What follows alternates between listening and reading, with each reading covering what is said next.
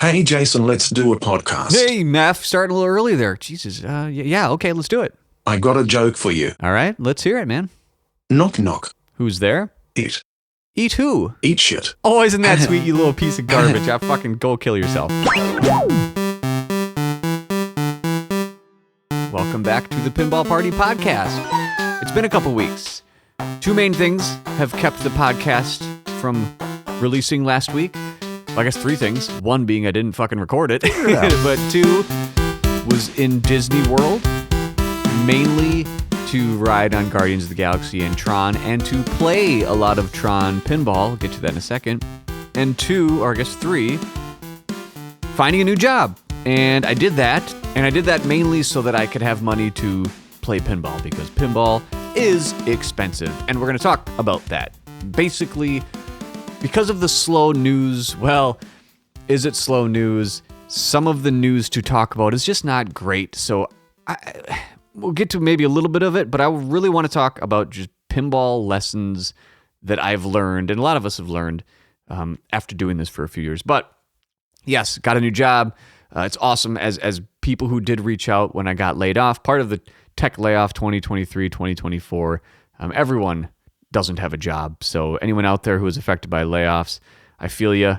It sucks. It's scary. It's full of self-doubt. And then multiply that by 100 as the days go on. And those that did reach out saying, oh, usually I landed back on my feet in a better place, and when you're in it, you're like, get fucked. Are you serious? It sucks. The world's over. I'm going to die. And, all the anxieties kick in from suddenly not having a salary that can afford you pinball machines. So roughly you get where that's at. And surprisingly, they're all right. So I have a new job with a similar title, I'll say. There's some things I can't say just because of things that have been signed and all that. Just, how work is. But in the end, better pay, better company. Thank you for laying me off. So part of finding a new job was, let's go to fucking Disney World, spend a bunch of money, and then also on the side, how about while I'm there with my cellular telephone device in the year 2024, buy a brand new car. Again, I wanted to get a manual hot hatch. So I did that while in Disney World. Just stupid. Got a GR Corolla. So for anyone out there who's a car enthusiast, you know what that is. And yeah, it's as awesome as if you've test driven one. I'm at 610 miles. The break-in period is 620. So right after this podcast, I'm going to go outside and drive the fucking bejesus out of that thing. Take corners at about 60, see if I can take them at 80, and yeah, have some all-wheel drive fun in Wisconsin when there's not even any snow. So that's what I'm going to do today. Thanks for spending some time listening to this, but this is about pinball. So pinball, before we get to the lessons, I guess maybe one lesson I learned about Tron. In Disney World, at the French Quarter Resort, if you stay it's a Disney resort hotel. The French Quarter, my wife and I go to a lot. We love it. It's a little more adult themed, less 10-year-olds pooping their pants everywhere and screaming. They have two pinball machines in their little arcade. The arcade is overall average for being a resort hotel. Above average because there's two pinball machines. And of course, because it's Disney, both pinball machines are Disney related. One was a Guardians of the Galaxy Pro, which is a good game. And then one was Tron Pro, which, last year we went to the same resort. And if you were a listener to the show, you heard me say, hey, Tron was there and it didn't fucking work. Does it work now? It works better. It's 90% working. Everything works on it except for the spinning disc for the disc multi-balls. It was registering shots that I didn't hit it. Well, two things. The little garage door in front of the disc. Let me take a step back. For any of those who are not super well-versed in Tron, like myself, there is, of course, a center shot that you hit the shit out of it to start a multi-ball. It has a gate that lowers after you hit it a couple times, and then you get the ball into the spinning disc. I think there's optos. I don't know. I've only owned it once, and it was half fucking broken when I owned it. See episode, 14. Someone who screwed me on a Tron Pro back in the day. But I just can't seem to catch a break with Tron. So the one in Disney World, The garage door, the little lift gate for the spinning disc would not go down. There seems to be a fail safe, like, well, when just hitting that then will count for hitting the disc. So, all right. However, I think the spinning disc was triggering false shots. So basically, it was registering a shot all the time, like every 5 seconds. The first couple games I played on Resort, I didn't notice, but then I noticed. So picture this. It's amazing. I'm on vacation in Disney World. I just signed a job offer, riding high. Weather was absolutely perfect for Disney World, like low 70s. You can walk for days. It's amazing. I go to the Tron. It's actually working this time. Oh my God. I mean, everything was really, and lately has been really just turning up roses for me. So inevitably soon, I'm most likely going to die or something bad will happen because that's just how it works. So stay tuned to hear that. But I'm there. I see the Tron. It starts working. Oh my God. I'm so happy, and I'm still very happy. So let me just spread that joy and make it very clear. Disclaimer: I'm in fantastic mood, and I've been in a fantastic mood for a while. So again, stay tuned for that to crash. But then I start noticing that, wow, these disc multi-balls in Tron are becoming far too easy. I don't remember hitting that shot many times. So I play the game anyways, because I'm on vacation. I'm like, oh, well, while I'm waiting to go back to Epcot or whatever, let me play a couple games of Tron or Guardians of the Galaxy. And Guardians of the Galaxy, of course, the left orbit and the left ramp shot didn't register. So Jesus, whoever does the games on Disney World, whatever router is out there, fix your shit. Or maybe this is a heads up. If you know the person routing the games for the Disney World resorts, tell them please to fix the Tron and Guardians of the Galaxy at French Quarter.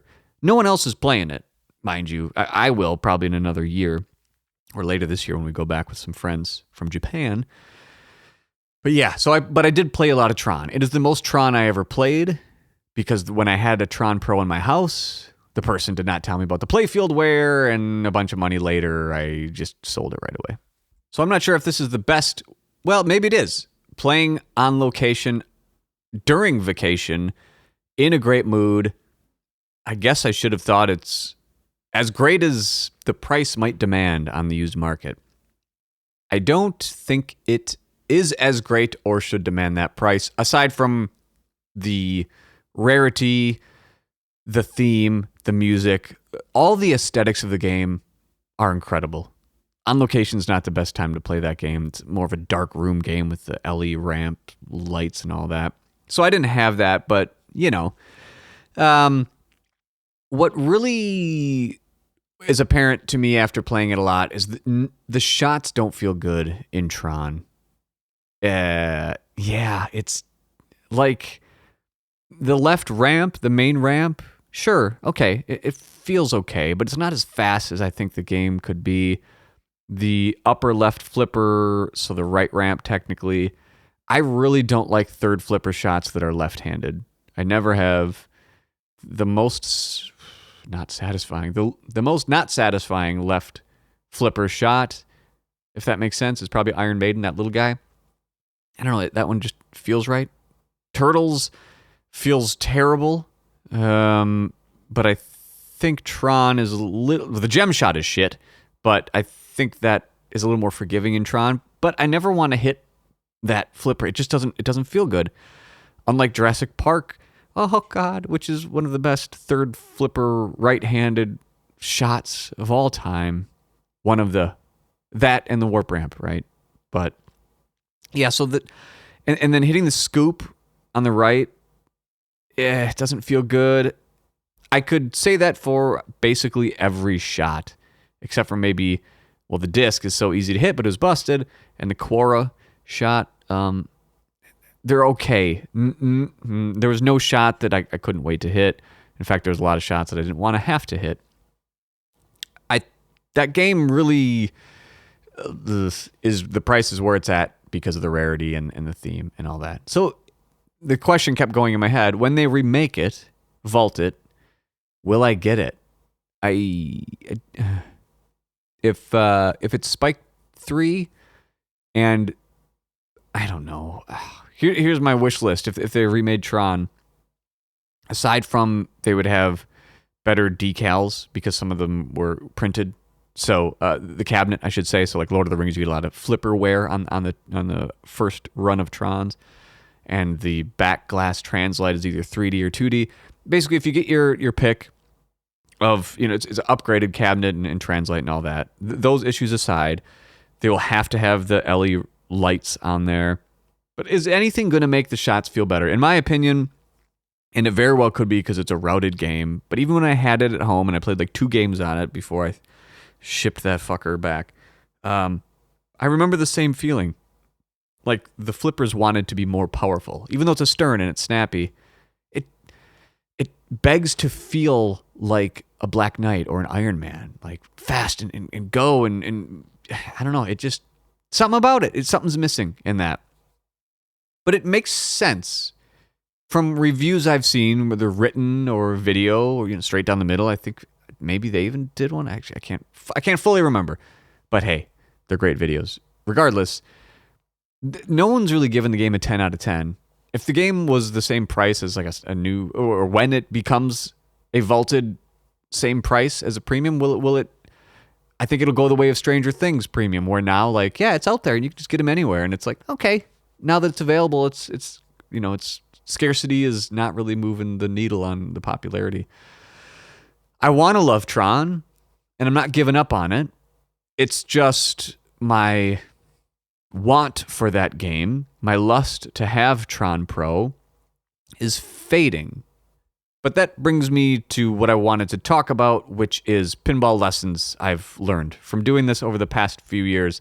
And I'm saying this from a place of things that I didn't think about in the beginning, maybe tips that people would tell me, advice, what came true, what didn't come true, things that you can't really learn until doing it, because I'm not someone that I have to learn the hard way for a lot of things for them to really sink in, but that's normal. Growing up, hearing, from a parent, why don't you just learn the easy way and listen to me? Well, sometimes that's just not how shit works. You have to experience some of the things for yourself. So one of the lessons, and I have a few of these written down, a couple of them will come to mind, but in no particular order, just staying on the Tron thing, is that from doing this, buying used games, playing them, having them in the house, having them upstairs, downstairs, moving around, playing them with friends, doing a podcast, the whole hobby experience, going to the conventions, going to tournaments, I haven't gone to any tournaments, but for those out there who live the life of pinball enough to listen to a podcast, there always seems to be a game that you're lusting after or that you want. For me, the longest running one has been Tron, but it waxes and wanes, and other ones come and go.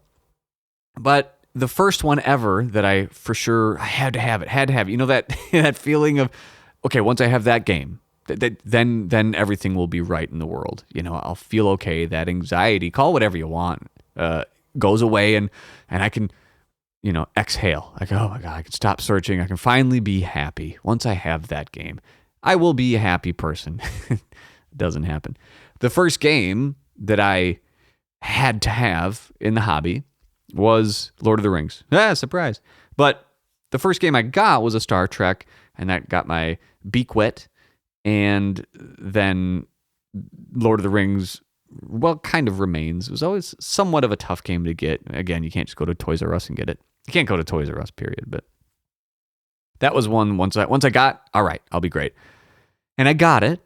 And then, you do what you do. Like, even I've had games that when you're getting delivered, I start doing this. But usually after you get the game, all right, you get it home, and now what do? Well, look forward to the mod to put it on. You're always anticipating something with the game. That's where most of the dopamine comes from, the anticipation of something versus actually having it. All that, the planning for a vacation versus, all that stuff is the way it works. So Lord of the Rings was the first one I lusted after, got it, and like, suddenly, right? Everything's perfect, right? Well, it's better, but now how about what else is out there? And I think at that time it was, what are these Monster Bash remakes that just came out? Maybe I'll get one of those for $5,500 at the time on the used market. And I lusted after that. Briefly, things happen, but, so the first lesson, and it remains true 100% of the time, including now. There's a game or two that I want to have. And then once you have it, there's something else. Someone told me early on when I was looking for that specific Lord of the Rings, and I think it was on Wisconsin pinball forums. I don't believe it was on Pinside. Or it was the person that sold me Star Trek. And it wasn't like patronizing or condescending, really. I was looking for Lord of the Rings, and like a lot of us do when we're hyper-focused on Facebook, we have the alerts set up, we're looking for the game, all this kind of stuff. We know everything about it. We just want to find it. We want to find it. You get kind of like hyped up about it, or at least I do. He said, you'll find the game. You always find the game. He didn't necessarily say relax, but he insinuated you can chill out. He could see the like, I'm out of 10, like paying attention to everything. I just got to find it. He's like, yeah, you'll find it. He had been doing this for at least 5 to 10 years. So I'm like, fuck off, dude. You don't get it. Like, I need to find it. I got to find it, and I got to keep looking, or else I'm never going to find it. And then when it pops up, if I'm not ready, I'm not going to get it. I'm never going to get it. And it's over. My life is over. I'm never going to find. I think he could sense that. And I have gone through that period that lasted a while. I would say like 3 or 4 years of where that, once you get locked in on a game of finding one, at least for me, I get hyper-focused on it, and it feels like I'm never going to get it. Like the Tron felt like that for a while. Lord of the Rings feels like that every time I want one, because then I'm like, oh my God, I got to get it, and I got to jump on it, and whatever it is. You know, you do always find that game where there's a will, there's a way, and usually I've had this happen a few times. Like, you get really close on one, but there's something wrong about it, right? Like, oh, I'm going to get it just to solve that need, the quest, but maybe it's slightly too much wear or slightly too expensive. And those ones, or like they don't respond well on Pinside or whatever, like you just get a vibe, like, I don't want to totally deal with you, but I really want to quench the thirst for this game, and am I going to deal with it? Usually those fall through in some form or fashion. Like, you finally decide, all right, it's not worth it, or something, it falls through, right? Inevitably. And then in the end, it's like when you're not even thinking about it, then the deal pops up that you, for lack of a better phrase, deserve. Like, oh, that's the right price, it's the right condition, it's close enough. It happens. And it's almost less exciting, to be honest. We're like, oh my God, it's really only an hour away, and it's the right price, and there's nothing wrong with it. Oh, again, that search, the dopamine from the search and the anticipation is suddenly gone, and you can just get the game. So I seem to always want to get a certain title, a certain game, have a new experience is really what it is. It's often a game that I haven't played and I really want to experience it from all the hype online, or it's a game I've owned in the past and I either didn't try for the wizard mode or I wasn't in the right mindset for the game, which totally happens. There's games where I've hated them at first impression and then later thought, oh my God, this is my favorite game ever.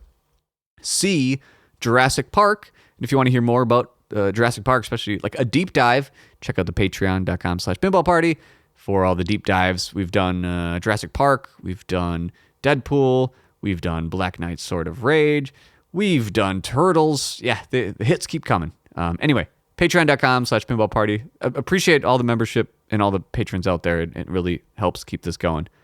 And side note, we plan to keep releasing those on Fridays, and then the Pinball Party proper on Tuesdays per usual.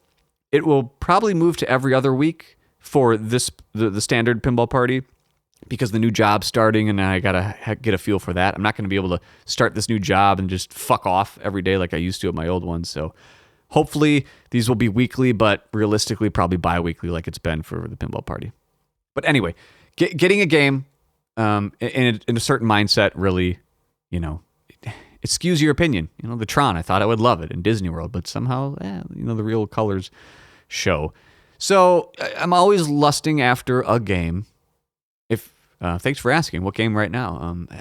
Probably I'd say Tron is still always kind of there, but to really get it in home that's not busted in good condition and knowing a vault won't come out so the money won't be lost, all those things have to be settled. That's another game where, like, if there's a remake coming, I don't want to sit on something for 10 grand and then suddenly lose $4,000 on it because Stern decided, fuck it, let's remake it.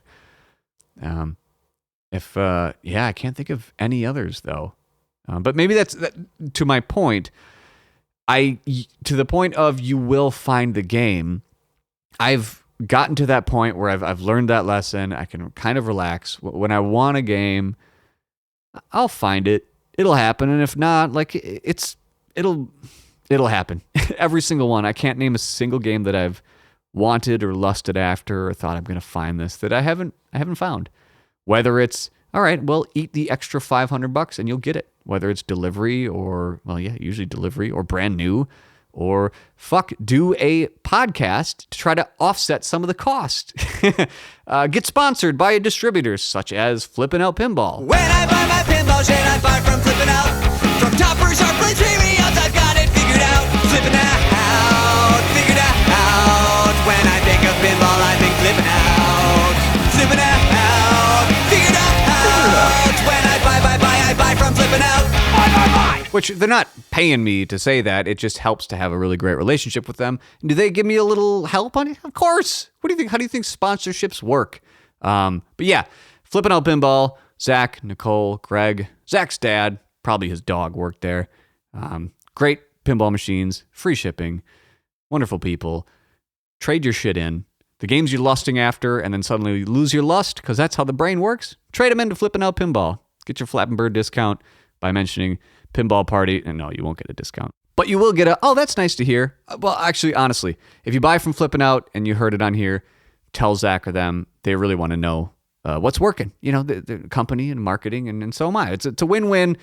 If you think of Pinball Party and you think of Flippin' Out, let me know. Let Zach know. We really appreciate it. But that helps. You know, the Patreon helps fund some of the pinball hobby, paying the extra money to get things shipped. But again, you know, we're all kind of in this together to a certain extent. Maybe not even to a certain extent. It's kind of true. A lot of you out there who email in or I see on the street, and by the street I mean at the arcade or online, that's what I mean. The kind words mean a lot. And the negative ones, hey, at least you're listening, right? But I'm doing this for me because it's fun. I love the hobby. I love talking about pinball. But don't get me wrong. A lot of the positive affirmations don't fucking hurt. And the sponsorships are doing stuff with Kale and Rachel Electric Bat or hanging out with Ian at Nudge or John Local. Again, Zach, shit. The other Zach doing the deep dives. It's fucking great. But from lusting after games, which is always there, and you will find a game, the other point or lesson I learned is you will always get sick of a game. Maybe I should not say you will always. I will always get sick of a game, and most people I talk to get sick of it eventually. Please email in at pinballpartypodcast@gmail.com if you have a game that you've literally never gotten sick of.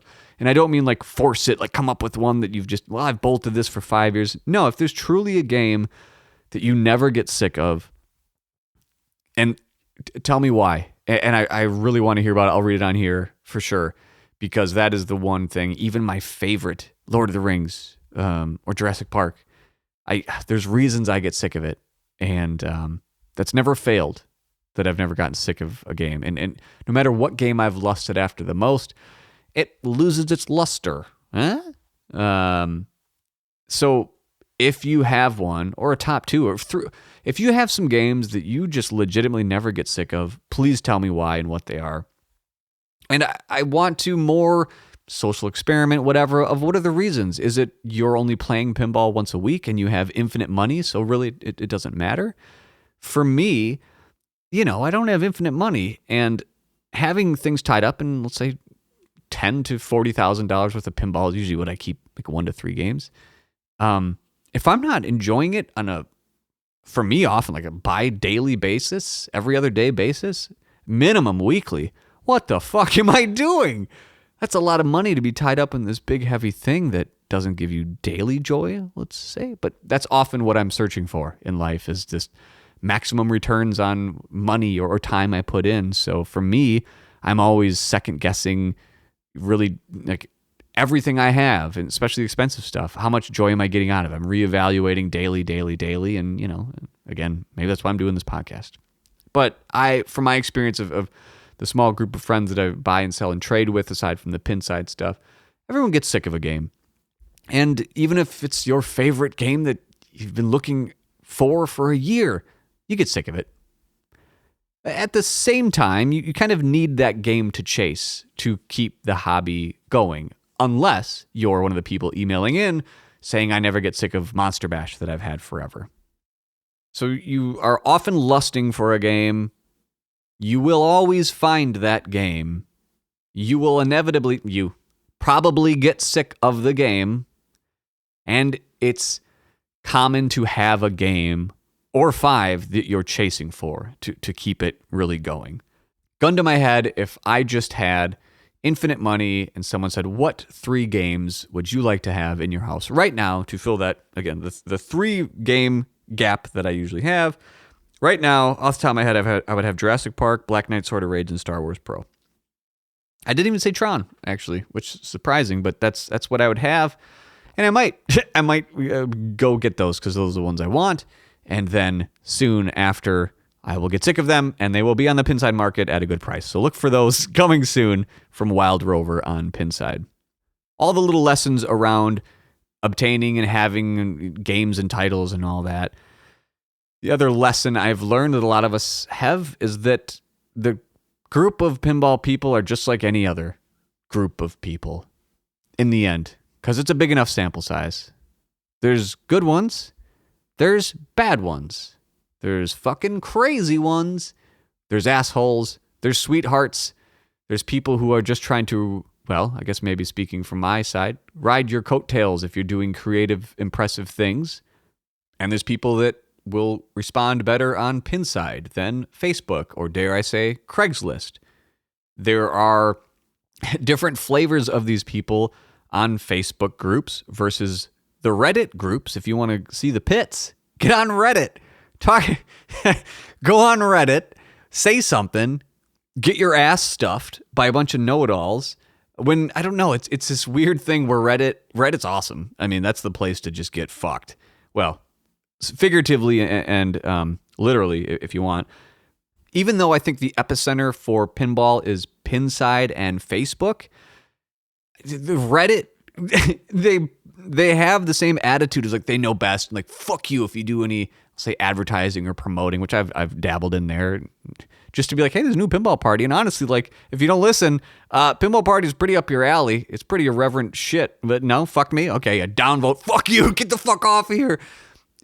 They're on Reddit are usually, I don't know, they're a different breed. They're not nearly as into the hobby. They're just like, well, I'm a Reddit guy and I'm angry, so I'm gonna go here. And I also happen to play pinball, where usually it's at Facebook and Pinside. Like, I'm very into pinball, but I also happen to be on the internet. It's a different. So there's, just like anything, it's a group of people. There's good ones and there's bad ones. And that's the same with people who work at these companies. Jersey Jack, Stern, Spooky, American Pinball, Haggis. What is it? Haggis? Some good ones, some dog shit. In the beginning, rose-colored glasses again. Everyone was great. And I've heard a lot of people say that. Oh, the pinball community is so great. Everyone's great. Everyone in the media is great. Everyone. And then you start to see all the sausages made. You meet more people. Okay. Not. You meet even more people like, okay, no, fuck you, Oh, okay. And then you meet just pure trash. At the same time, you're meeting amazing people. But yeah, don't fool yourself, please. I've done that, and I've trusted the wrong people, and I've gotten burned by it a couple times. I've learned that unfortunate hard lesson that it's just like anything else. There's good ones and bad ones. I briefly mentioned earlier, and I have this written down, that's why I'm just going to say it quick. When you get a game, me, this is my experience, lesson I've learned, but I think a lot of you are probably similar. As soon as I get a game, I'm looking for more things to buy for it. Immediately, day of, faux show day of. Within minutes of opening the game up or getting it in my house, I'm like, all right, let's get onto those art blades. Let's see if the art blades are better on Retro Refurb or Stern or Pin Graphics. Let's find the right blades. Let's look at the mods. Let's look at Pinball Life. Let's look at Mezzo mods. Every fucking game.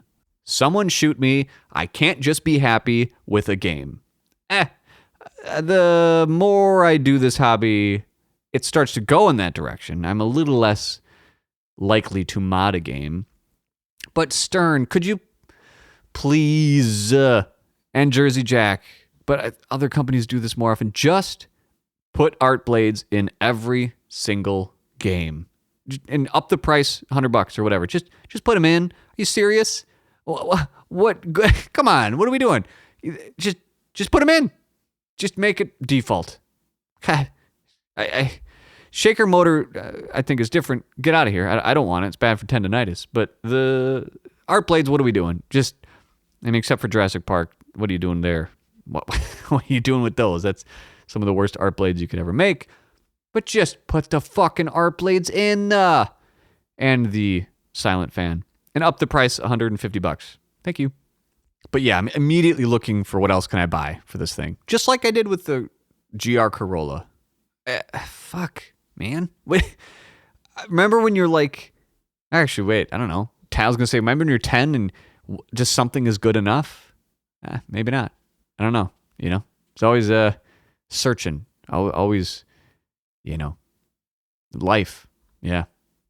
And the last lesson I have written down is that I save more than average cardboard. As in, the average person gets rid of most cardboard. Maybe a couple of high expensive items they keep for just in case they have to sell it or whatever, like a TV box maybe. I don't know. You know what I mean? But pinball, holy shit. I got to have this cardboard. I got to have cardboard for in between the head and the body when I'm wrapping it. Natch.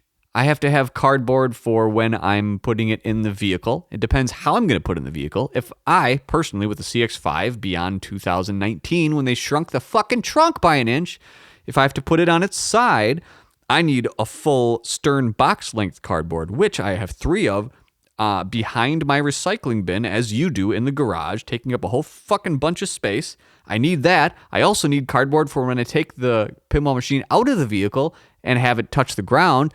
So I need 3 pieces of cardboard just to transport a pinball machine on its side. Now, if I'm transporting it on its back like a normie, maybe I still have 3 pieces, but I don't need the huge stern box size, but I'll use something smaller and still have to. Regardless, using a full-length sheet of stern box pinball cardboard is the best for launching that fucker in and out of your SUV. In and out. On the ground, in between the head, into the car. It's a lot of cardboard to keep up with. And then you get to the place, someone's house, let's say, and they're like, oh, I didn't bring any cardboard. Can I have some of your cardboard? Like, yeah, sure. Or how about the 50 moving blankets I have in my fucking closet downstairs? I think I've only bought, let's say, $8 US worth of moving blankets, yet I've accrued no less than 15 of these sons of bitches.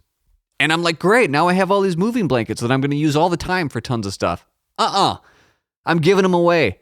Every time someone's either here or I'm going somewhere, like, hey, take my moving blankets. And they're like, no, I got too many. Take some of mine. I'm pawning them off on my dad-in-law, my neighbors.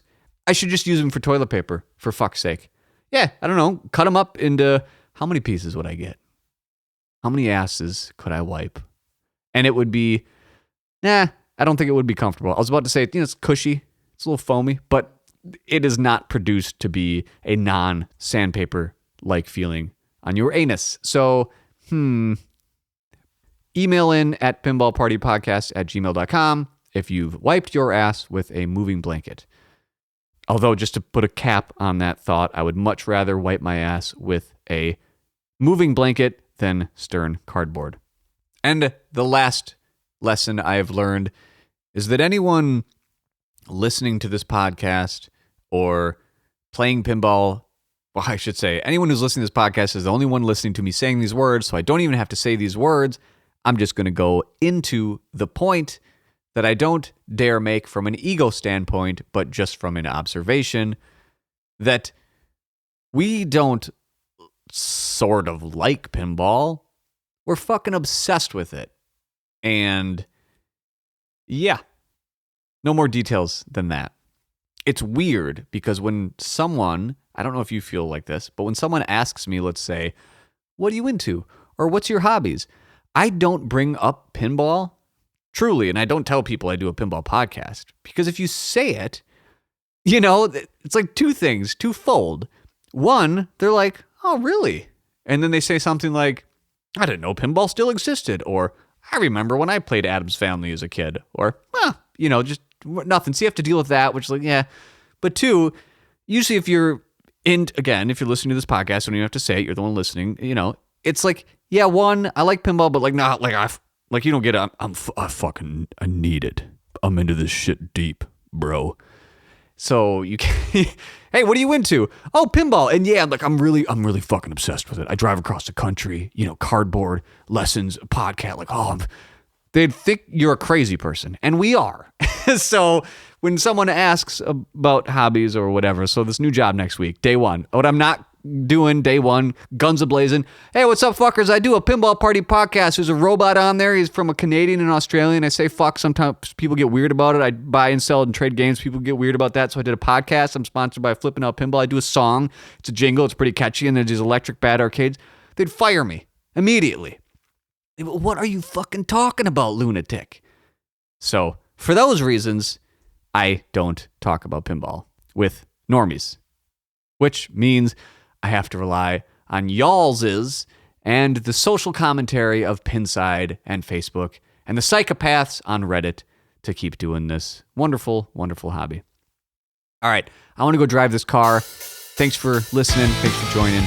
And look for a deep dive later this week on patreon.com/pinball party and a normal pinball party as soon as I can get it, for sure within 2 weeks, if not next week. Talk to you later.